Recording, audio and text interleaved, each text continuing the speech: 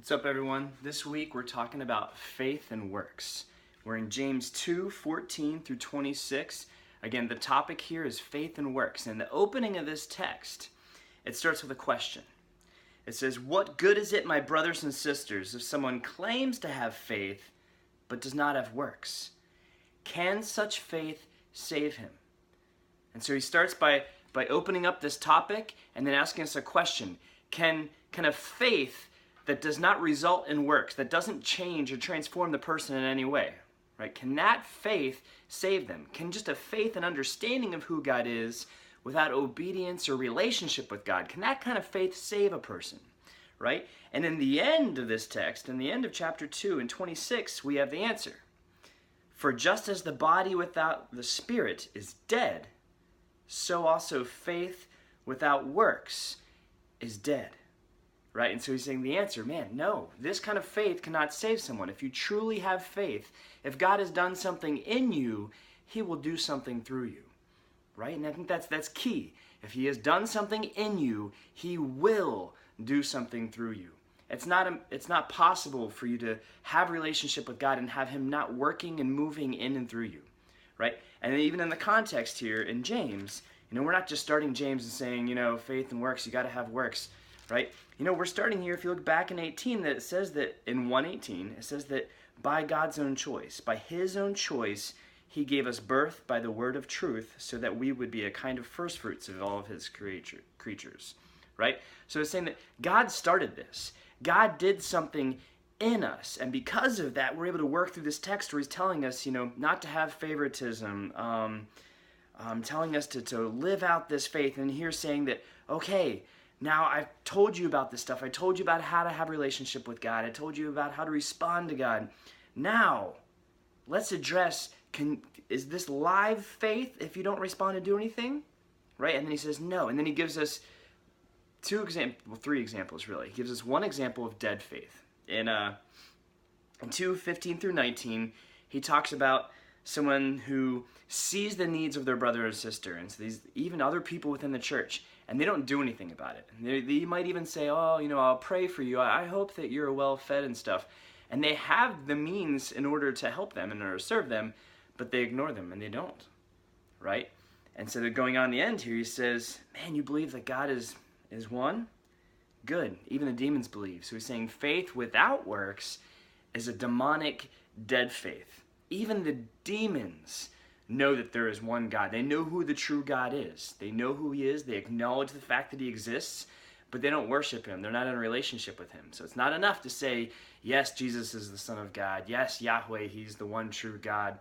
He created all things. All things, are through him. And not have a relationship with him. It's not enough just to have knowledge. It has to transform who you are. Okay? And then he gives us two examples then in the biblical history of people who did that. The first example is Abraham, and it seems like a very obvious example. He's the father, the patriarch of the Jewish faith and the Christian faith, right? So Abraham was someone that God called into relationship with him, and he made him into a great nation. And he says, through you, you're gonna be blessed, and I'm gonna bless the whole world, right? And then there's this point in Abraham's life where he finally has this son that God had promised him. And then he tests Abraham's faith. And he says, hey, is my relationship more important with you, or is that which I've given you more important to you? I'm going to ask that you would give your son back. He asks him to take him up to a mountain and sacrifice him, right?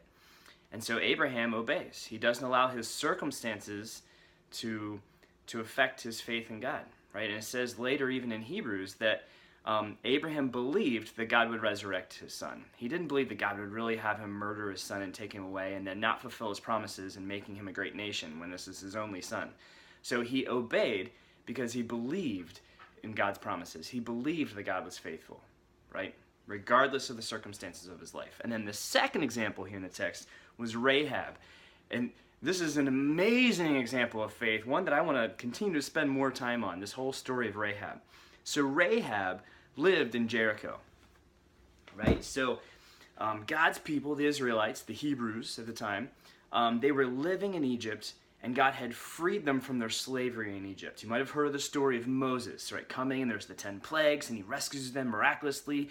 He marches them through the Red Sea and parts it, and then has the sea crash in on Pharaoh and all of the Egyptians who are chasing after them to kill them. Right? And so there's miraculous things that God does to free his people, and he's bringing them into the promised land. Well, Rahab is a citizen of Jericho, which is this great city with these amazing walls that is built there. And Jericho is standing in the way of Israel coming into the land, right? And she belongs to this country. And she has heard of these amazing acts that God, that Yahweh has done for his people. And because she's heard of that, she hasn't even had, God didn't miraculously speak to her like he did to Abraham. She didn't have a vision. She just heard of this. And because of that, something happened in here where she was just like, man, my allegiance, I want to give it to him. I want to belong to that God. That is the one true God. And you can read the story in Joshua 2, right? So when these spies come into the city, they come and they stay with her, and then the king sends people to go and kill these spies and capture them. And so she hides them. She sends the king's men in the wrong direction, and then she asks these spies, save me, right? Remember me, save me and my family. Don't let us be destroyed with the rest of, Jericho. And then they told her, if you'll do this, if you'll hang a red cord from your window, and you get all of your family inside of your house, they'll be saved. If you are not faithful to your promise, you won't be.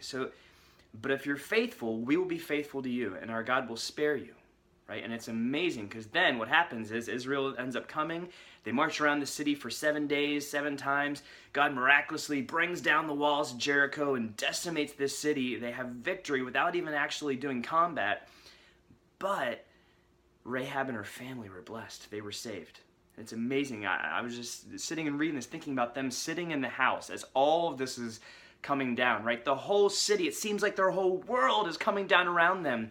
And by faith, they stayed there, believing that their house would be spared, that they would live through this, even though it seemed like they wouldn't, right? They could hear everything coming down. They could hear the screams and everything, but they don't allow their circumstances to guide them, right? They believe that God is going to spare them, like his people had told them. And then they were. And not only was Rahab spared and got to live, but Rahab was then brought into the lineage of the Messiah. She ends up being the great-great-great-great-great-grandmother of Jesus. How amazing. So our takeaway this week is just that faith and works, right? If you truly have a relationship with God, if God has done something in you, he will do something through you, right? So expect him to do something through you. Act on that, right? Like Rahab, change your allegiance. I no longer belong to this city. I no longer belong to this world. I belong to God. So I'm going in this direction now, and I'm going to obey God and his commands, and he's going to bless me and bless others through me. So have a blessed week, and man, get going.